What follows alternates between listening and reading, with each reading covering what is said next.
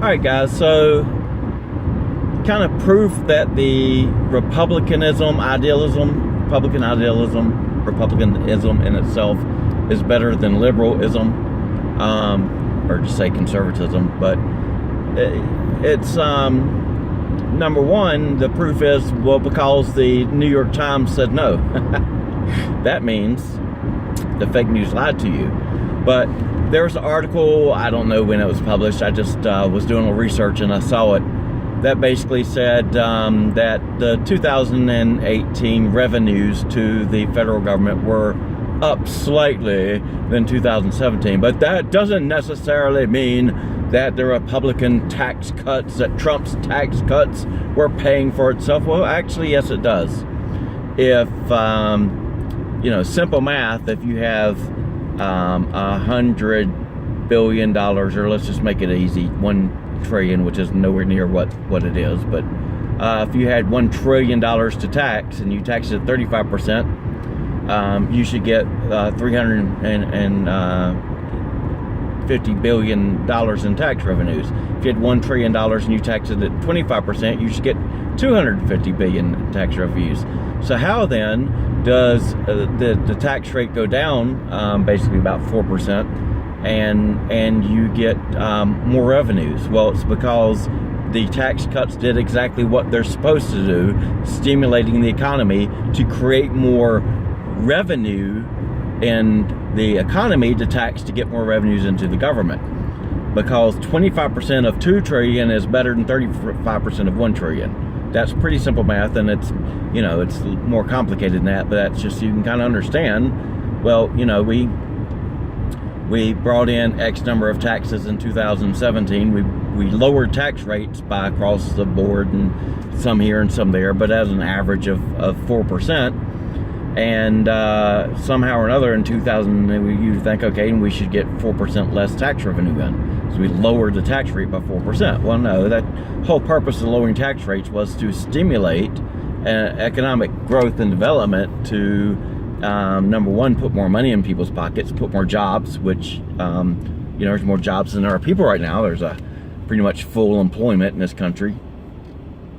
And the proof it works is the fact that in 2018, tax revenues are up slightly more than they were in 2017. And the only way for them to be up, if you lowered the tax rate, is to be taxing more income, taxing more revenue. So, in the general sense, we brought in more taxes. So I'm going to put this in another easy way. And this is the funny thing about liberalism to me. So let's say I have $10 million in the bank. I don't. But let's just say I had $10 million in the bank. And we have a Republican president, be it Trump or Reagan or whoever.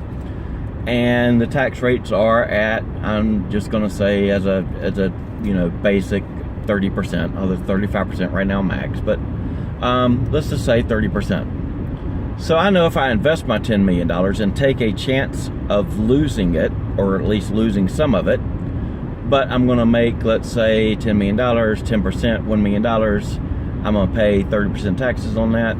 $300,000, I keep $700,000. $700,000 is the amount I keep.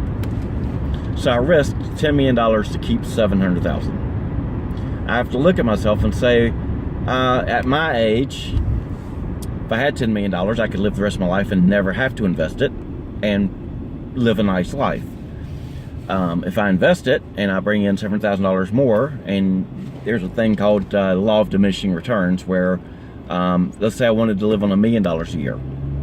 Well, I make $700,000 after taxes, and I take $300,000 of my principal, and every year, and now next year I'll probably only get after tax interest would be $690,000 or $685 or whatever it work out to be, by taking a little bit each year, and you amortize that over how many years you think you're going to live, and basically at the end of that time you should have $0 left. You'll have no income, you'll have no money left at the end of the 35 years I expect my lifespan to be. But nonetheless, I can say I can live better if I invest, or I can still live fine if I don't invest. So in that scenario, though, I'm paying $300,000 to the federal government in tax revenues. Now let's say Alexandria Ocasio-Cortez comes along and wants to make that tax rate 70%. And I think to myself, well, I could take $10 million and invest it and have a risk of having a loss just to keep $300,000 of that money. Is it worth it to me? Well, quite frankly, the answer would be no. I can still take my $10 million a year, divide it by 35 years, and have a couple $100,000 a year to live on. I might not be able to fly around on a chartered jet or have as many Lamborghinis, but the fact is, I'm not going to invest that $10 million, take a risk of losing it or having a loss. Wouldn't probably lose it all. You invest it, stock goes down some, you lose, $500,000 a year or whatever for a couple of years before you say, that's enough. So basically it comes down to saying, no, I'm just not going to invest at that point. Well, what's the outcome of that? The outcome is, in scenario one, I was paying $300,000 a year in taxes. Now I'm paying $0 taxes because I'm just not going to invest it. I'm going to take my money and live on it. The federal government gets nothing. And, I'm fine. I've got enough money in it. And that could be $2 million. Quite frankly, if I had $2 million in the bank, at my current lifestyle, I would live better than I'm living now. I'd be a lot more careful about investing because a loss hurts more at that level. So the scenario one, I'm making something, I'm getting something out of it, and government's getting something out of it. And these liberals want to pay for stuff. They want to pay for welfare and Medicaid and Medicare and subsidies to Obamacare and all this stuff. Scenario two, I don't invest because what I get out of it isn't worth the risk. I would get the same. Let's say I still make 10%. I still make pre-tax $1 million, but I only get to keep $300,000 of it instead of $7. Is it worth it to me to take that risk? The answer would be no.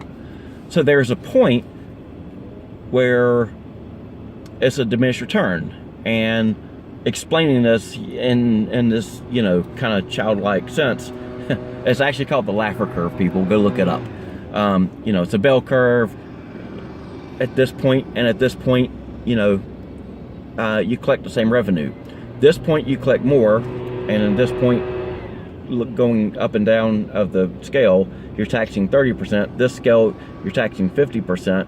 Why do you get the same revenue? Because this side over here, you get the same revenue to the government because economic development, you're spurring economics. This side over here, you're slowing down the economics, but you're taxing more. So the Laffer curve says, and the liberals always want to be on the right-hand side, that, well, we tax the people more because, well, we don't like rich people. There's no other reason for it. You get the same revenue to government to pay for the same social programs on the side that says, I get to keep more of my money. And the other side of it is, well, we tax you higher, but we get the same revenues as government because there's not as much economic development, but we're taking more of it as a percentage. And the liberals want to be on the right-hand side of that. Why? It's all envy. If you're going to get the same money to pay for your programs, why do you want to do it on the side that takes more from the rich man simply just because you hate the rich man? That's why. Period. Point blank. The Democrats are on that side. The Republicans saying, you know what? We believe people ought to keep as much as they earned. And it's going to equal the same amount of revenue using the Laffer curve on this side as that side. Now, the Laffer curve, if you're really going to go back and do some research, and it's been 20 years since I've done it and went through all those classes and stuff, but that same concept was out there in ancient Greece, and one of the philosophers, Aristotle or Socrates or one of them, actually came up with that. So it's been known in the truth on that side of how that works since beginning of civilization. But yet the Democrats, now in the scenarios I went over earlier, scenario one, government gets 300,000. Scenario two, the government gets nothing. But yet there's Democrats out there that would rather have scenario two just so I don't get more. The rich man, he's evil. And you think, okay, well, in scenario one, you're going to get $300,000. In scenario two, the government gets nothing to pay for your programs. They don't care. All of it's about is just hating the rich. And that's the funny part of it. Oh no, we love the poor man. We want to pay for all this stuff. Well, try some financial policy that helps people when you're on the left side of that Laffer curve.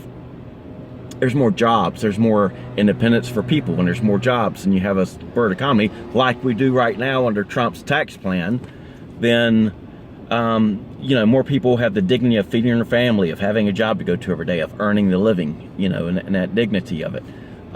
You look out there right now, there's something like 2 million people out of poverty that were in poverty when Trump took over. There's 4 million people off food stamps. That's 2 million families out there who are better off, that the liberals would rather see not better off so they can have their political idealisms in place. Screw you. I'd rather you be poor and dependent upon me and a government than you having a Republican in office that makes your life better.